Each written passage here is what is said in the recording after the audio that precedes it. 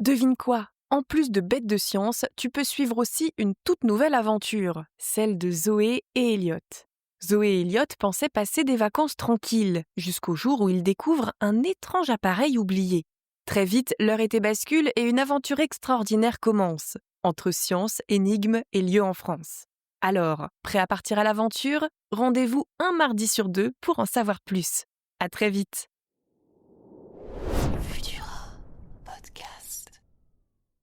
Sais-tu quel animal réputé pour sa lenteur apprend vite, se repère dans un labyrinthe et voit plutôt le verre à moitié plein? Aujourd'hui, on va parler de la tortue charbonnière à pattes rouges dans Bêtes de science.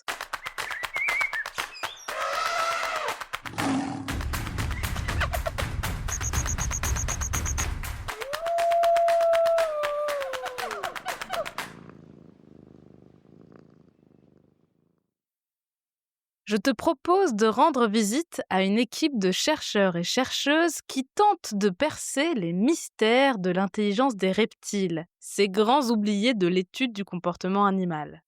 Direction l'université de Lincoln, qui se trouve au milieu de l'Angleterre, non loin de la côte Est. Hi. Hello. C'est Anna Wilkinson, la fondatrice du Cold-Blooded Cognition Lab, le laboratoire de cognition des animaux à sang-froid créé en 2007, qui nous accueille. Hi, hello Anna, thank you for the visit. Merci de nous accueillir. Anna aime beaucoup les reptiles. Elle partage d'ailleurs l'avis de Moses, une tortue qui lui a longtemps tenu compagnie chez elle. C'est Moses qui lui a donné envie de montrer au monde entier que les tortues sont bien plus futées et sensibles que ce que l'on peut imaginer. Tu as de la chance, elle nous emmène à l'animalerie pour la rencontrer avec toutes les autres tortues du laboratoire. Devant la porte se trouvent des surchaussures en plastique que nous enfilons pour ne pas salir ou amener des maladies dans la pièce des tortues.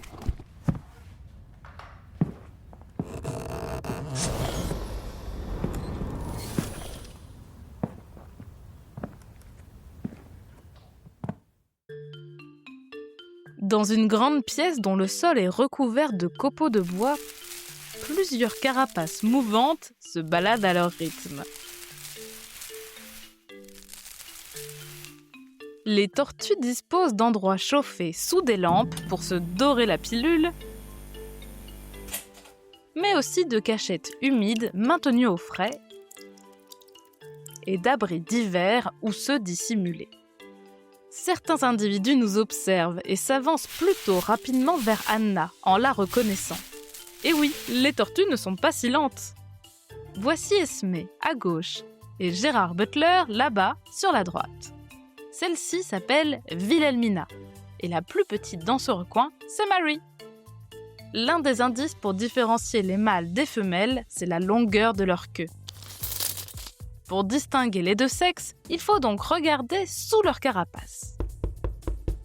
En les saisissant délicatement et en les manipulant doucement, on ne les stresse pas trop. Tiens, essayons avec Wilhelmina. Les mâles ont une queue beaucoup plus longue que les femelles. Ils sont aussi en général plus grands et plus colorés que ces dernières. Pour Wilhelmina, pas de doute, c'est une femelle. Moses, la petite préférée d'Anna, se repose au fond de la pièce. Moses est une femelle, et c'est une tortue charbonnière à pattes rouges, de son nom latin Chelonoidis carbonaria. Elle mesure bien 30 cm de long maintenant, ce qui est la taille moyenne atteinte par les adultes. Sa carapace est principalement noire, décorée de sortes de rectangles, au cœur desquels on distingue des taches jaune-orangé. Cela fait un joli motif. Le plastron, le dessous de sa carapace, est beaucoup plus clair, en jaune-orangé. La peau écailleuse de Moses et des autres tortues est de couleur sombre également, mais elles ont sur la tête et les pattes des taches orange-rouge qui leur ont donné leur nom. Chaque individu est orné de dessins différents. C'est pratique pour les reconnaître. Les tortues charbonnières à pattes rouges vivent en Amérique du Sud.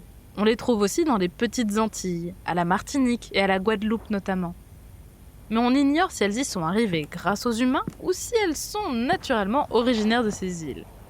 On les trouve souvent dans les zones intermédiaires entre la forêt et la savane. Ce qui est sûr, c'est qu'elles aiment le chaud. Dans leur milieu naturel, il fait en moyenne 30 degrés. Et elles affectionnent l'humidité. Les températures sont si douces là où elles vivent qu'elles n'ont pas besoin d'hiberner. Ici, dans l'animalerie, leur enclos est maintenu à 28 degrés en permanence. Si la température baisse trop, eh bien, leur activité diminue également. Même si elles n'ont pas le sang froid à proprement parler, les tortues ne peuvent pas réguler leur température comme nous le faisons, nous, les mammifères, ou comme les oiseaux. Elles dépendent donc des conditions extérieures. Quand il fait trop froid, elles se reposent et s'immobilisent à l'abri. Alors qu'elles débordent d'énergie quand il fait plus chaud. Anna et ses collègues l'ont bien remarqué et ont compris que si de nombreuses expériences avec les reptiles ne donnaient pas beaucoup de résultats, eh bien, c'était à cause de ça. Les animaux ne bougeaient pas car ils étaient observés dans des salles trop froides. Ils sont pourtant loin d'être stupides, mais on ne leur proposait pas les bonnes conditions pour qu'ils révèlent tout leur savoir-faire. Nos tortues charbonnières vivent en solitaire et elles mangent de tout. Des plantes variées, des fruits, des champignons, mais aussi des petits animaux, comme des vers de terre, des insectes, et même si l'occasion se présente, des restes de viande sur une carcasse. Leur curiosité et leur gourmandise en font de super sujets d'étude. Par le passé, Anna et ses collaborateurs ont pu montrer que les tortues charbonnières à pattes rouges apprennent vite. Moses, placé dans un labyrinthe dont partent 8 branches différentes, apprend à visiter chaque branche, l'une après l'autre, pour récupérer les bonnes choses à manger qui y sont disposées, sans en oublier aucune. Cela montre qu'elle a une stratégie et une carte mentale du labyrinthe, qui lui permet de s'orienter sans repasser plusieurs fois au même endroit. Et alors que les tortues vivent seules, une autre expérience a prouvé qu'elles étaient capables de suivre leurs congénères du regard et d'apprendre de leurs actions. Ainsi, une tortue qui va chercher de la nourriture dissimulée derrière un obstacle sera imitée par une autre tortue qui l'aura vu faire. On dit de ce comportement que c'est de l'apprentissage social, quand un individu apprend en regardant les autres faire. C'est très fort et plutôt inattendu chez des animaux qui vivent en solitaire. Comme quoi, nous ne sommes pas au bout de nos surprises. On sait d'ailleurs désormais que nos petites tortues voient le verre à moitié plein et sont optimistes.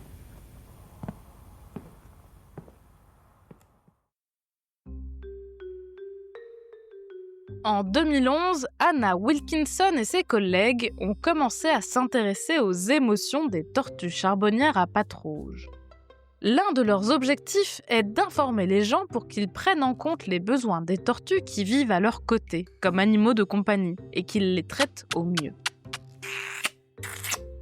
Dans une expérience, les scientifiques ont voulu regarder si les tortues se mettaient à bâiller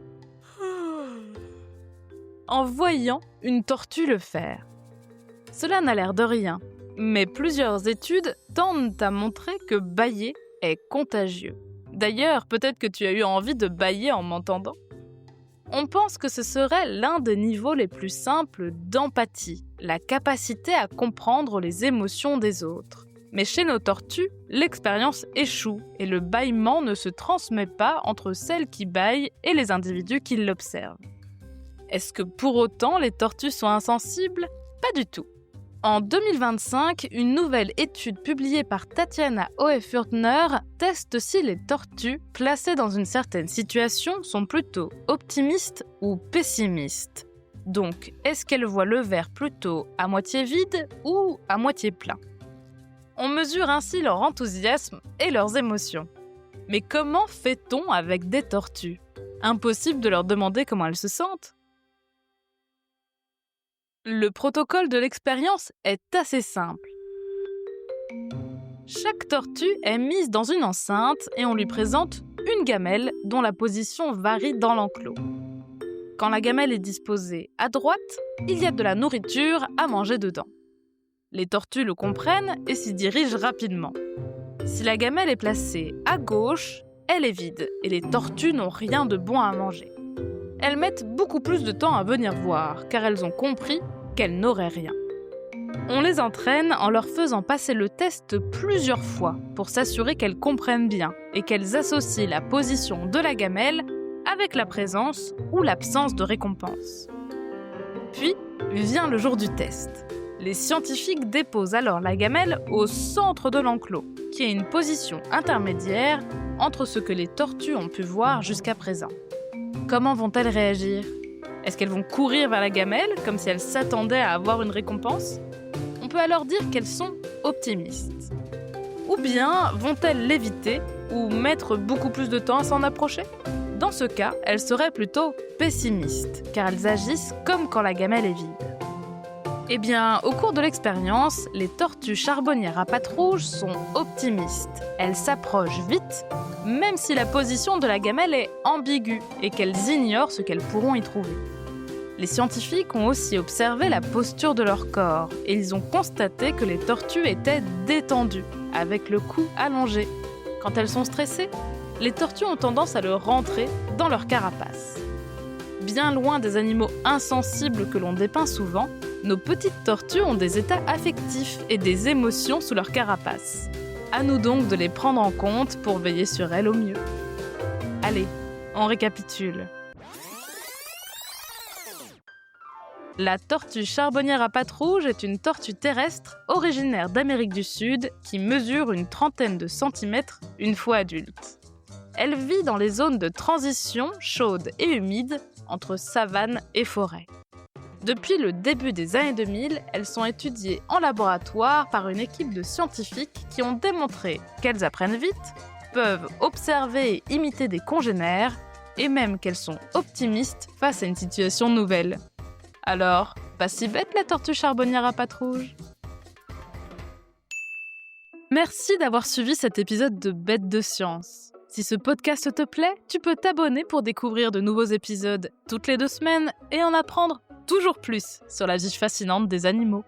Si tu nous suis sur Spotify ou Apple Podcast, tu peux nous laisser 5 étoiles pour nous dire qu'on fait du bon travail ou nous laisser un commentaire si tu veux qu'on parle d'une bestiole en particulier. Au fait, si tu aimes ces épisodes et que tu veux les écouter avant tout le monde, c'est possible. Pour ça, il te suffit de prendre l'abonnement Premium sur Apple Podcast pour rejoindre le club des aventuriers. Les épisodes te seront accessibles dès le samedi et sans publicité. Alors n'hésite plus. À bientôt, jeune aventurière et jeune aventurier.